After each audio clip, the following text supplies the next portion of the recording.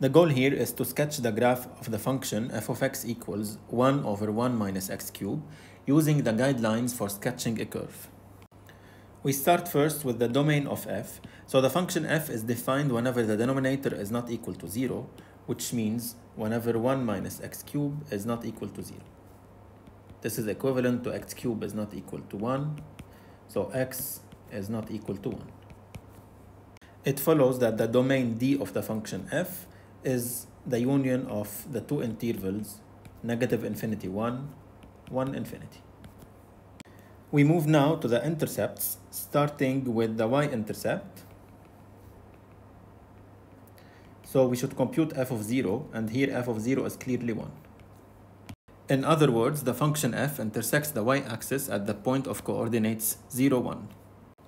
Now for the x-intercepts, we have to solve the equation f of x equals 0, which clearly has no solutions because the numerator of f of x is never 0.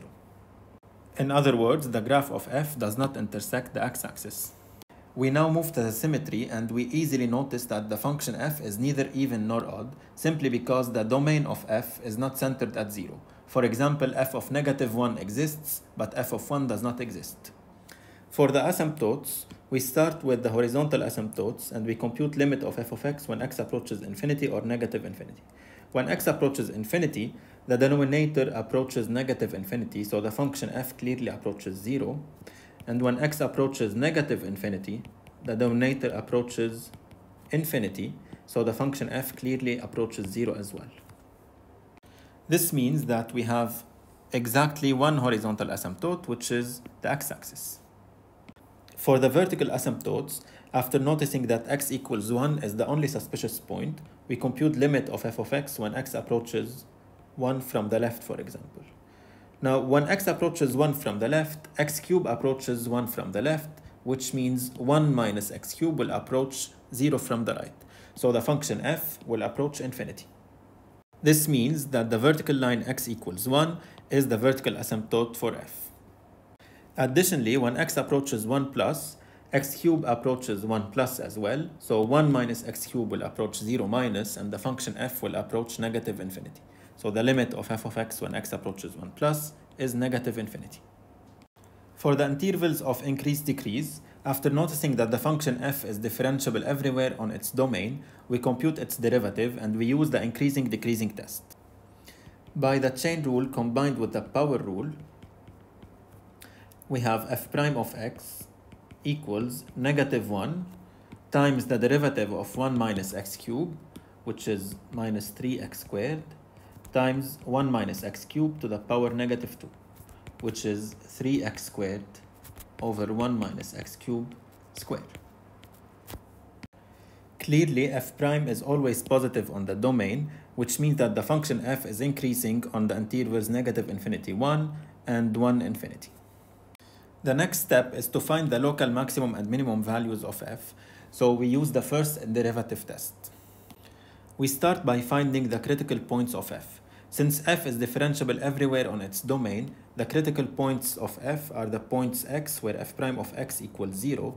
This means that 3x squared over 1 minus x cubed squared equals 0. Therefore, x equals 0.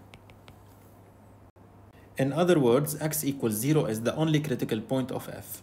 But clearly f prime of x is positive before and after 0, which means that f does not have a local maximum or minimum at x equals 0. We now move to the concavity and inflection points, and we use the quotient rule to compute f double prime of x and to study the concavity of f. After simplification, f double prime of x is 6x times 1 plus 2x cubed over 1 minus x cubed, which means that the sign of f double prime depends on the sign of x, the sign of 1 plus 2x cubed, and the sign of 1 minus x cubed. We now collect all these signs in a chart, starting with x. So x is negative before 0 and positive after 0.